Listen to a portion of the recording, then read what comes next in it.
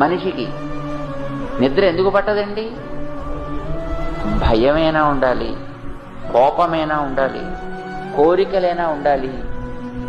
ఏదో ఒకటి లేకపోతే మనిషికి నిద్ర రాకపోవడానికి ఉండదు. మనస్సులో ఏదో ఒక తపన ఉంది, మనస్సులో ఏదో ఒక ఆరాటం ఉంది.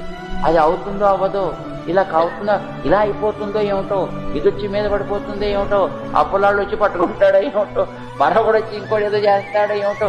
దానివల్ల కదా మనిషికి నిద్ర పట్టకపోవడం అనేది. లేదు ఎక్కడి నుంచి ఏదో వచ్చి తన పట్టుకు పీడించేస్తుందో ఏమిటో. మనస్సులో ఉండేటటువంటి భయం వల్లనో, కోరికల వల్లనో, ఆశ వల్లనో ఏదో ఒకటి కారణం అవుతుందండి ఎప్పుడు మనిషికి నిద్ర పట్టడం లేదు అని అంటే. అవి లేకుండా ఉందనుకోండి, మనసు ప్రశాంతంగా ఉందనుకోండి, హాయిగా గుండె మీద చేయి వేసుకొని వాడు చక్కగా నిద్రపోగలుగుతాడు.